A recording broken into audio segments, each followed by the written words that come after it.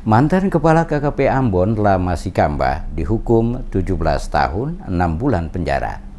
Mantan Kepala Kantor Pelayanan Pajak KPP Pratamba Ambon Lama Sikamba dihukum 17,6 tahun penjara oleh Majelis Hakim Tindak Pidana Korupsi Pengadilan Negeri Ambon. Sidang dengan agenda pembacaan putusan dipimpin Ketua Majelis Hakim Pasti Tarigan, didampingi hakim anggota masing-masing Jenny Tulak, Felix Roni Wisan, Bernard Panjaitan, dan Jeffrey Septa Sinaga. Majelis Hakim mengganjar Lama Sikamba dengan hukuman 15 tahun penjara. Selain hukuman pokok 15 tahun penjara, Lama Sikamba juga dituntut membayar denda sebesar 750 juta subsidi 6 bulan penjara. Lama Sikamba dituntut membayar uang pengganti sebesar 8.571.950.000 rupiah jika dalam jangka waktu sebulan setelah putusan terdakwa tidak membayar, maka harta bendanya disita untuk dilelang sebagai pengganti kerugian negara dan atau diganti dengan tambahan kurungan 2 tahun penjara. Dalam putusannya, Majelis Hakim menyatakan Lama Sikamba terbukti melanggar pasal 12A Undang-Undang Nomor 31 Tahun 99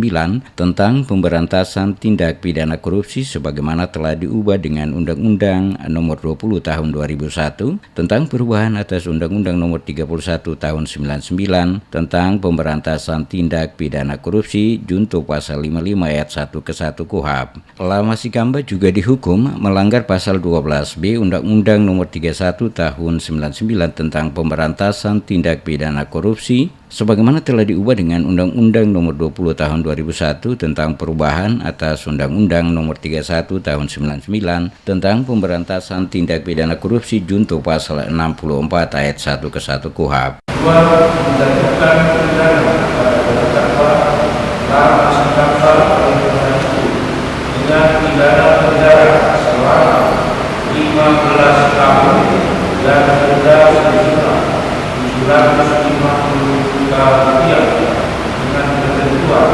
apabila denda tersebut tidak dibayar diganti dengan pidana penjara selama 6 bulan. Ketiga, untuk terdakwa untuk membayar uang pengganti sejumlah 8.571.950.000 rupiah paling lama dalam waktu 1 bulan sesudah putusan pada tetap. Jaksa Penuntut Umum Komisi Pemberantasan Korupsi Feby Dwi Yandospendi mengatakan karena unsur-unsur yang terdapat dalam pasal 12 huruf A maupun pasal 12 huruf B Undang-Undang Nomor 31 Tahun 99 sebagai dakwaan primer dan subsidiar telah terbukti. Sangat mengapresiasi dengan putusan Majelis Hakim, apalagi pidana badan yang dijatuhkan melebihi tuntutan kami, karena kami kembali lagi sudah memaksimalkan pembuktian. Kemudian semua saksi-saksi yang kami hadirkan itu juga sudah menguatkan keyakinan hakim.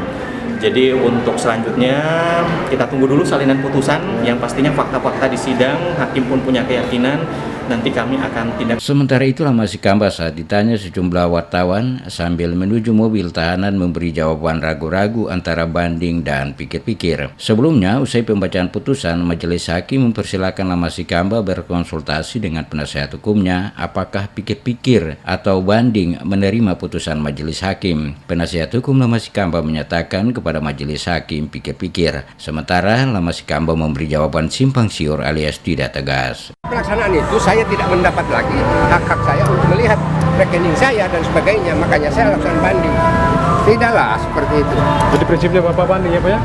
Kita terus ya. Masih pikir-pikir. Hah? Masih pikir-pikir.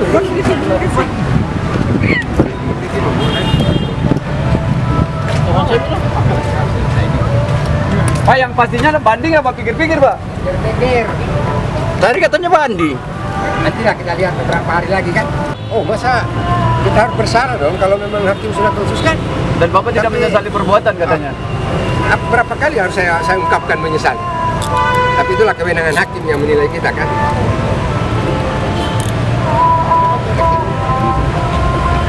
Seperti diketahui, hal yang memberatkan terdakwa dituntut penjara dan denda serta membayar uang pengganti karena tidak mendukung program pemerintah dalam memberantas korupsi dan perbuatannya telah menimbulkan kerugian keuangan negara serta tidak mengakui perbuatannya. Sedangkan yang meringankan adalah terdakwa bersikap sopan dan belum pernah dihukum.